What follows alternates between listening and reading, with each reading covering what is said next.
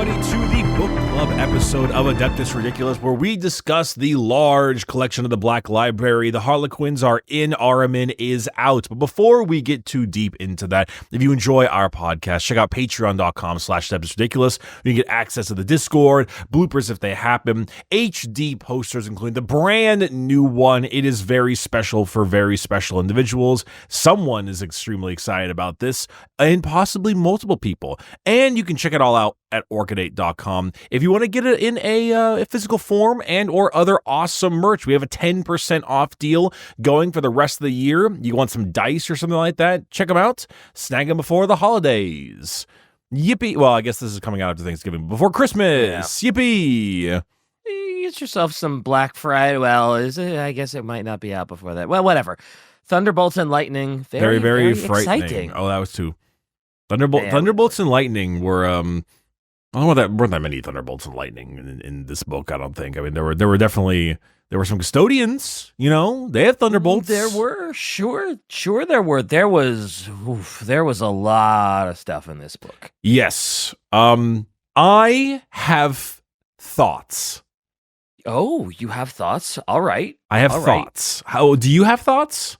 I have thoughts. Thoughts were had. Thoughts are being done.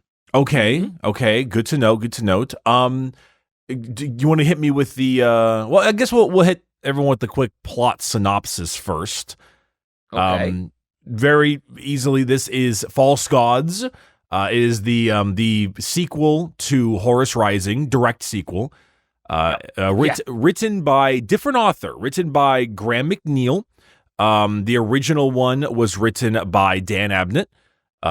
Both of these writers have written many books before. I mean, obviously, Dan Abnett, often considered one of the best. Graham Neal, I've seen his name around, though I don't know if we've read much from him before. We've read Dan Abnett books. He did Gaunt's Ghost, so we have at least that. We have a baseline. And it covers. Oh, Storm of Iron. That was Graham McNeil. That was him. Right. Okay. I didn't realize that was him. Yeah, okay. So Storm of Iron, the Iron Warriors book. Mm-hmm. And it basically covers the major event that begins Horus's fall to chaos, being his near death on the moon of Davin, orchestrated by Erebus and the Word Bearers. That is the general plot synopsis, following main characters being Garvia Loken, Torgadon, a couple other captains, as well as a couple of Remembrancers and side characters as well. Torgadon has achieved the status of best bro. I was gonna say the exact same thing. I was like, Horus Rising was the Garvia Loken, what a badass, and in this one I'm like, Torgadon is an absolute Chad. What a bro, what a Chad. Yeah. He's number one hero in this book for sure. He was absolutely fantastic. I thought he was a ton of fun. He was pretty cool, but in the second half of the book, I was like, oh, what a guy. King shit. Absolute. Mm-hmm. He's your rider. He's the ride or die friend that everybody needs. Yeah, he really was cool. So we were talking about False Gods a little, like here and there, you and I, in like a previous episode. We were. You said that you were liking it more than Horus Rising, but you were not fully done yet. Are you now done, and what are your thoughts? No, I never finished the damn thing. I have indeed finished it, and do I like it more? I think I might like it a little bit more, just because there's sort of that tragedy in it. I don't want to say it has like that sort of Order 66 feel to it. In Star Wars where they hit him with that, oh yeah, there's this horribly tragic thing, but kind of. So yeah, I think I liked it a little bit more. Just because there's that, you see the fall coming and you're just not sure when he's gonna fully embrace it. And when he's fully gonna, really let it out, because he's just kind of like teetering there. He's teetering on the verge of life and death, and then it kind of all falls apart on him, and yeah. Interesting. So you're about equivalent?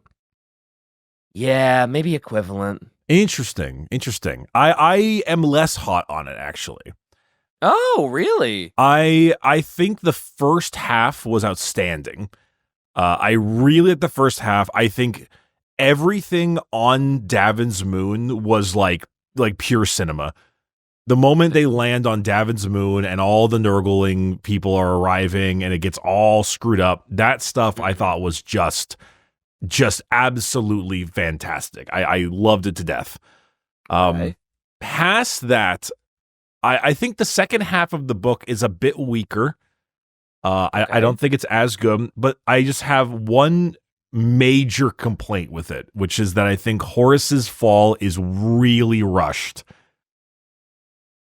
Ooh, really? You think so? I think so. I think Horus starts making some really dumb decisions, and he is tricked into the opposite side way too quickly. And I think that his motivation for turning bad is not very well fleshed. I could see that. I could see his motivation for turning chaos isn't super duper well thought out, because like he does have like the little I don't know, like that fever dream, right, where he's on death's doorstep. They don't know if he's gonna make it out. He has the crazy dream with the wolf, and then Magnus and Erebus come and visit him, and he's still not really sure which way he's gonna go and what he's really gonna do. And so yeah, I could see that. I could see that his motivations being maybe not that great, and him maybe falling a little too quick. I see that. Give me some bigger opinions, DK. Like let it out. Like be like hold your own opinions out there. Like come on, tell me I'm wrong. Well, I mean, I don't think you're entirely wrong, though. Like, if I thought you had an objectively bad take on this, maybe, but like objectively bad take, not in a review. Yeah, Yeah. Tor Gadden is boring. I'm like, whoa. Okay, now, hair up, square up. Yeah, right? yeah. Well, Like, hold on. Yeah, I don't know, because it's like he arrives in like hell or dimension or the warp or whatever, wherever he is. It's a little bit weird. I think the main part is just like, hey, good old Horus is there, and Horus is like, oh, I am like, I can tell I'm not dead. I know you're a liar, Erebus, or whoever is currently looking at me right now. And then directly after that, it's basically like an immediate, oh, there's Magnus. I don't like you either, Magnus. And then like he knows he's being like kind of deceived. But he also is like, oh, the Emperor is going to become a god at the end of this. And he just kind of like rolls with it a little bit. Yeah, not really sure if he can even trust Magnus, because it's just like, oh yeah, how do you think Magnus got here? It's a little fast for me. Everything it's a little quick. Everything else about the book, I really liked. Garvey Alokin is still great. He's still a boss. He's still an absolute baller. Love that guy. Tor Gadden is fantastic. He sees what's going on with them bringing Horus down to Davin's moon. He's like, well, I ain't part of this shit, so no thanks, dude. I'm against you. Here's your damn badge. And I'm like, okay. Yeah. The you're either with us or against us. And he's like, well, here's your badge. I'm against you. Like, oh, dude, what a Chad. What a damn. I wish I had that kind of resolve. Yeah, that's awesome. Just to be like, what, screw you guys, and throw the damn pendant. Yeah. And then, there was I mean, for the most part, like a lot of the other interactions are pretty good. What do you think about the Remembrancers? Oh, I don't know. Even in the book before, I wasn't like a huge fan of the Remembrancers. Like they all just kind of like felt like just like background set pieces. Wasn't huge fans of them. There's one of them that's just like, oh yeah, let's translate Was it the Book of Lorgar, and they accidentally summon like a demon spawn? that gave me like an actual laugh. Right? I was just like, oh yeah, we got to translate. And then he spoke it out, and he just like summons like a chaos entity. It's like, oh god, it's like, oh my god, we're all gonna die. And then like and then the light of praying to the Emperor saves them from all dying, and it's just, I don't know. It almost so there's felt like a subplot that didn't need to be there, maybe.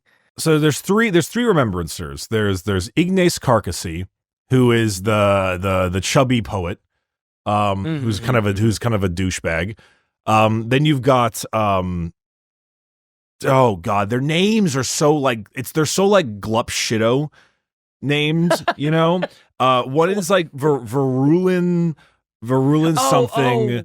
Yeah. That's the one that's with Horus, right? Yeah. And it's gonna be his personal Remembrancer, yeah. Oh, I'm thinking Verulin Moy. That's a Space Marine, right? Thank you. Euphrates Keeler and Mercedy Olatin.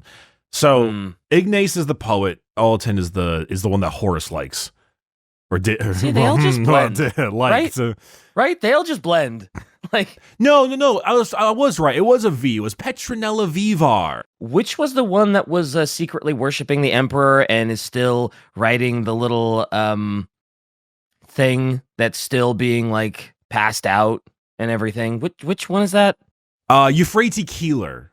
Okay, that's Euphrates. Yes. Mercedy Olatin, I think, is just another one of she's kind of one of the ones that isn't around very often. Euphrates Keeler is the one who barely survived the Whisperheads. Okay. Yes, she barely survived the Whisperheads, and then she used the light of the Emperor to stop the demon and burnt the Aquila into her palm with the Remembrancer, the other guy, Simmerman, the Cinderman, right? Cinderman, right. Okay. Yes, he has an iterator, I think. He's like big knowledge guy, you know. Yeah.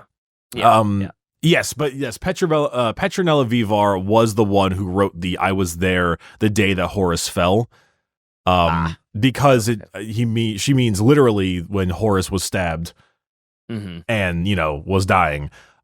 She got rewarded for that real nicely, didn't she? Oh yeah, all of them did, didn't they? All of them got a nice chunky retirement package at the end of the book. I think only two of them did. I mean, well, we don't know much about Mercedy Olatin. She's like kind of around. True. Yeah. But Euphrates Keeler is still very much alive because she's the one with who burned her hand. Yeah, it wasn't not a good day to be a Remembrancer at the end of the book. No. So I like the Remembrancers a decent amount. I think the main reason is because I like the humans to weigh up against the Astartes. Like it's always a good dynamic. Almost all the best 40k books or Astartes books have like a human on the side. I think like the first Heretic has like what's her name? The blind lady, Cyrene, I think is her name. And then like Septimus and all those folks. But I like them as like a side bit to show that kind of stuff off. But when Horus changed his opinions and tune of these people, it's like, oh yes, my private Remembrancer, I've told you too many things, so I'm going to snap your neck in your chambers. Bye. Yeah, like a twig. Just instantaneously. I was like, oh, okay. Yep. That's right, because on his deathbed, when they thought he was going to die, he revealed a couple of things to them, and yeah, he wanted to take that back. What did you? Any thoughts on Magard, the mute, fucking bodyguard badass? I don't know. He seemed all right, aside from the whole thing at the end where he kills him. Where he puts a pistol to the bottom of Ignace Carcassy's head and frames it as self-terminate.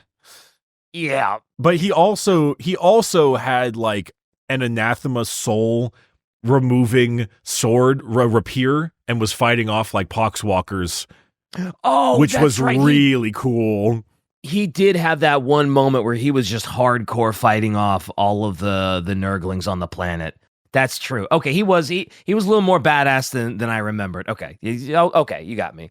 I mean, he was pretty cool with that kind of stuff. And then I guess he's like part of the warrior lodge now because it kind of contains more people than just Astartes, but which kind of goes against the point, I guess, a little bit. But I mean that was kind of the part there. But I don't know. I liked him a little bit. The idea of him having this like anathema rapier is kind of neat. But I don't know. I like the Remembrancers a decent amount. Unfortunately, we're down to like one. For the most part, there's a bit of a culling of Remembrancers by Horus at the end. I got to be honest, I actually really liked Ignace Carcassy. He was a real shithead, but I don't know. I kind of liked him being this just like horny drunk asshole. The very relatable, flawed human in the 40K universe. He's just always drunk. He's like a poet. He's just totally into himself, and he's just such a dick. I mean, it wasn't like the first couple of like chapters of the book. He was just like staring at Euphrates' tits. Pretty much, he was. He wanted her, but he knew that there's no way. Yeah, it's like Ignace. My eyes are up here, and he's like, yeah, but like this view is so much better, and it's just like, what a dick. Well, at least he's honest? Question mark? I don't know. I liked him a lot because he was at least interesting. I didn't think they were going to kill him. Yeah, well, yeah, neither did I, actually. Well, I felt like they were going to kill him, but I didn't know when. I thought they would be angry with him, but I thought that maybe Loken would come in and save the day again. That was a possibility, yeah. He didn't go out well. He was like crying and bubbling and like shit himself and everything. It wasn't great. Yeah, it was it was a lot of indignity in his end, unfortunately. He died as he lived. That's true. He definitely did. And he was the one that was writing about how the Sons of Horus were just psychopath killers, right? Because they were bringing Horus's body back, and they were just literally, pushing aside civilians with such force that they killed them. I don't think they were pushing aside. I think they were like actually just like punching them. Oh yeah, but they were killing people left and right so they could get Horus to a treatment quicker. And he was the one writing about like, oh, someone has to pay for this. Oh, these Astartes think they're so cool that they could just kill us. And opinion was starting to wane on the Sons of Horus. Yeah, what was that? Murderers. What was that called? The Truth Is All We Have was the name of the document. Yeah, that was a plot line that felt like I liked the initial idea of the plot line of like, hey, all of the Mortival or whatever are bringing an injured Horus to the Medicae, and everyone is surrounding them. So they just like beat the shit out of every person in their way and kill like 40 people. Yeah, they just trample over them as Astartes, and it's like, ooh. Which I'm like, on one hand, I get it. Like, don't get in the way of the injured Warmaster. But on the other hand, they're Astartes. They can just push as opposed to like slaughter. So I didn't mind that plot line. I thought it was kind of cool. I guess if anything, it served as motivation for the Sons of Horus to become more insular and become a bit more like angry and okay to take it out on their own people. But I don't know. It was exciting, but it kind of ended when he ended. Yeah, well, and yeah, it brought about the whole point of like, hey, you guys, we can't just kill a poet because he writes some bad stuff about that. We're better than that. We're like humanity's finest. And it's sort of, I guess it kind of helps cement the idea that Horus has really fallen, because it's like, oh yeah, I'm going to go kill a poet because he wrote oofies. I'm bad because we killed people. And it's like, ooh, you really did fall, didn't you, brother? And it's so yeah, it is. It's a bit rough on that stuff. And Torgadon had that funny line where someone else was like, killing an enemy is not murder, it's war. And he's like, war against a poet? Like, are you are you insane? Are you actually crazy? It's just a poet. Like, how far do we have to fall? That was really, really funny though. I found that to be very humorous. Just like that entire exchange of him, like Torgadon just being like, yes, like, get him, dude. You got to tell him to shut the fuck up. Right? He was great. He was the best. He was the best. He was the best. So, okay, I mean, I guess I've already spoiled this for you once, but like way back when. But earlier, and it was like, I think Shai told it to me. He's like, hey, I was like, oh man, I really am excited for Garvio Loken to live a nice long life, jokingly. And then I kind of forgot that we did talk about Garvio Loken before. I did see a comment that was like, oh yeah, by the way, they don't know about Garvio Loken. They don't know, do they? They don't know. And yeah. I should have known. I totally forgot because me too. He helps found the Grey Knights, or was going to help found the the Grey Knights. So I was like, oh crap, whoopsie. He ends up living a lot. He lives for a long time. I mean, Torgadon though, I get a feeling his days are numbered. Yeah. I worry about him. I really like him. And I don't think he's going against them. I don't think. Yeah, I do worry about Best Bro a little bit. So we'll see, though. We don't know. Hey, we thought Loken was going to die in any of these books, and he lives for a while. So maybe Torgadon, too. Maybe. I don't. Maybe. I don't know. I mean, like, unfortunately, we lost Carcassy and some of those characters that I actually liked. So the only people left are like who? Torgadon. I mean, we know what happens to Abaddon, no doubt. We know what happens to Horus. We do. We don't know what happens to little Horus, but he's kind of falling off the deep end right now. Yeah, he is. I guess the Mournval in general, no, because the Mournval is Loken, Torgadon. It's big. It's big. It's it's like 20, 30 people. Oh, okay. I thought the Mournval were like his just closest advisors. I didn't realize it was like that big. But yeah, I guess we don't know what happens to like all of the Mournval, so I mean, not all the Mournval we don't really know. Like Vipus, for example, would be one of them, but like he's not really around a ton, Yeah. It's true. We know what happens to Erebus. That's also very true. Yeah. Also, I'm sure you probably told me this in numerous episodes, but for some reason I had it in my mind that Erebus was the one that actually stabbed Horus with the anathema. I didn't realize that it was psycho crazy Nurgle infected Timba. I think maybe that actually stabbed him. Maybe I misspoke, but like Erebus stole the sword that stabbed him. Oh, yeah. It was completely Erebus's plan. Erebus set the whole thing up. This was all by Erebus's design. But I guess I had it in my head that, like, at some point, Erebus was going to, like, openly be like, haha, Horus.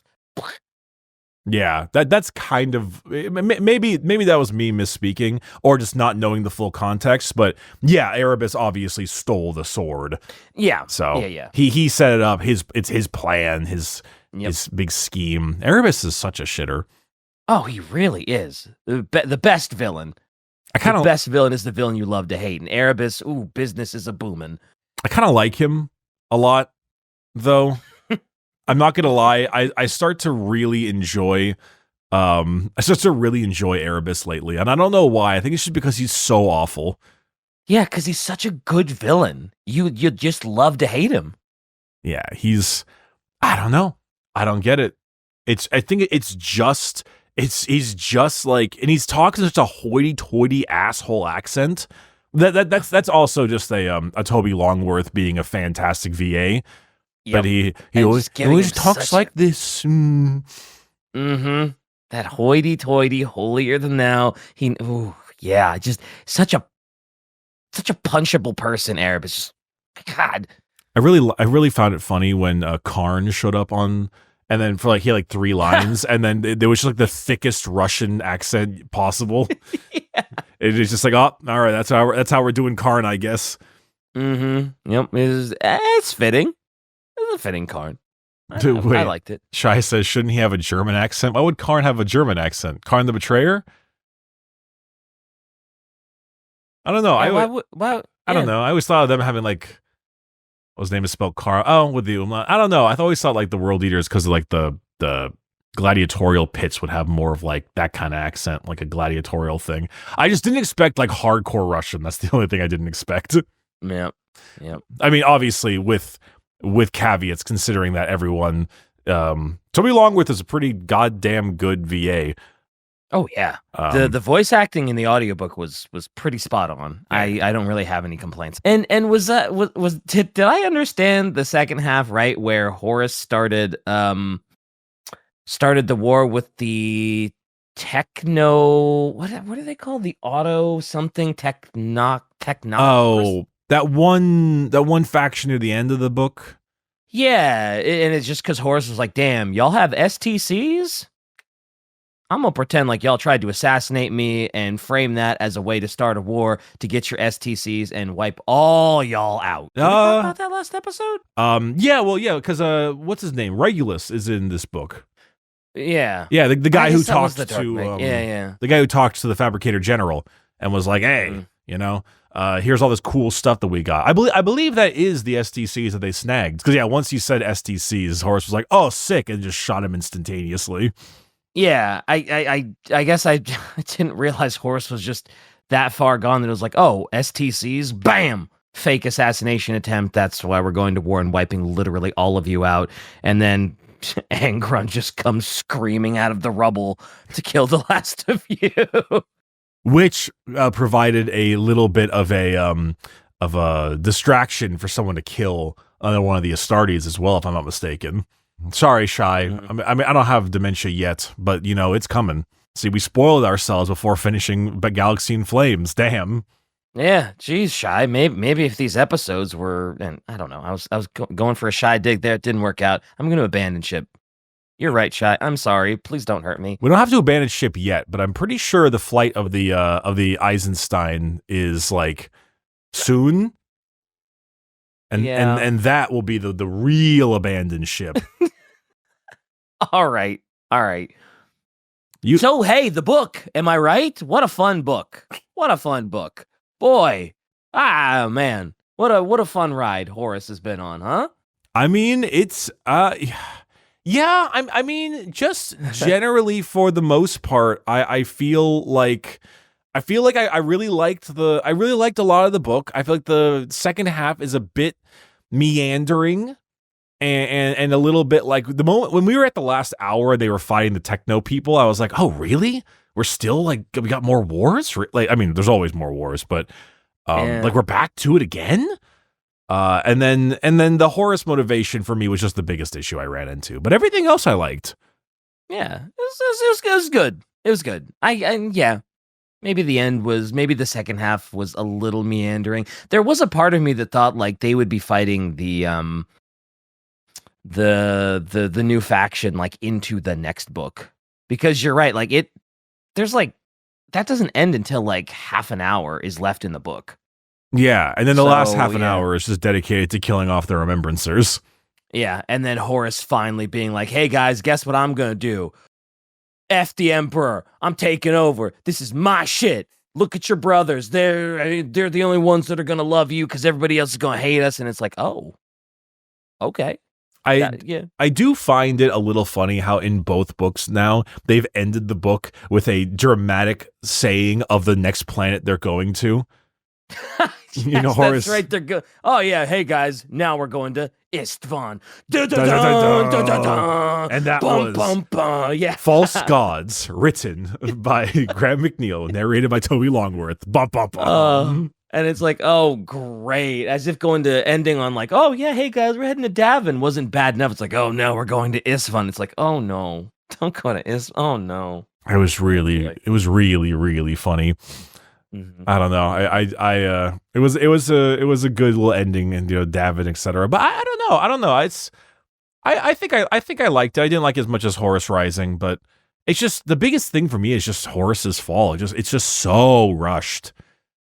Yeah, and yeah, it is a little bit like it felt like it maybe should have been drawn out a little more. Maybe we'll get more in what is it? Fall Galaxy in Flames. Mm-hmm. So maybe we'll get a bit more of it in then, but for the most part, like the next one is the big one, and then after that is it's the Fly of the Eisenstein. I think those are the big four. Fair enough. Because Nathaniel Garrow is big in Eisenstein, and then Istvan is next. And so they got all those usual type of things. Oh yeah, Isfahan, you love it. Oh yeah, and poor Garrow, man. Yeah. Luton loves Fly the Eisenstein. He adores that. Oh, okay. So looking forward to it then. Nice. But yeah, overall solid. Not as good as Horus Rising. I give it like a B plus. What did I give Horus Rising? What did we give it? Did we give it like an 8, 8.5? I don't know. I gotta be honest. I hate scales like that. I've invented a new scale for my own channel. It's the brick scale. There's up to 4 bricks. One brick is there are barely any positives. 2 bricks is there are more negatives than positive. 3 bricks is more positive than negatives, and 4 bricks is there are barely any negatives. This for me is a 3 brick. All right. Well, my rating is I enjoyed this book a lot, and it's whatever rating is there. I put it maybe just under Horus Rising. It's close though, but it's like just a little lower than Horus Rising. That's fair. I'm pretty sure I would give Horus Rising a 4 brick, or like a 9 or something. You know, I really liked that one. That one was really good. So you are fully bricked up. Over it. I knew it. I heard it. I heard it coming. Yep. It was so obvious. I stalled a little bit on it. It couldn't just be one solid delivery, but you know what? That's okay. It happens. This man's bricked up. So are we just gonna go right into Galaxy and Flames as the next one? I mean, we're moving pretty quick on it. I guess I see no reason why not to. I was considering getting the what was it called? The High Call's Oath. I was just kind of thinking like, hey, that might be a good one to read, but I might do that for like an actual episode. It's a bit long. But you know, I still. What do you consider a bit long? 11 hours. Okay, yeah. I think False Gods is about the same. Was it? I never look at exactly how long it is, but yeah, 11 I feel like is a decently long book, sure. Yeah, but they say it's good for Votann lore, so I might read it for like a genuine, like a video, like an episode, and then we can do an episode on that. And when does that Silent King book come out? I know it's not yet, but like it's in the future. Yes, I think it's a bit, but I definitely think that like we can end with Flight of the Eisenstein and then hop off the Horus Heresy train for a bit. Okay. Maybe we can do the Silent King, yeah. So that should be pretty good. We finish this little Horus Heresy train, and then we'll figure out something. Yeah, I mean, you know, overall, you know, thumbs up. So far, so good. I'm fully gung ho to finish off the first 4 books. I would love to see what else we can snag. Yeah. And I can totally see why this is like the foundation of like a lot of Warhammer 40K lore, and why it's like, oh yeah, you should at least read these books. And I get it now. They're pretty, as the kids say, they're pretty poggers. Are they pretty poggers? Yeah, they're pretty poggers, my doggers. Poggers, my doggers. Hell yeah. Well, everyone, there's our quick little synopsis for False Gods. Torgadon is the coolest guy, and if anything happens to him, I will burn this whole place down. This whole place down, just like the red stapler. Don't you worry. It's my stapler.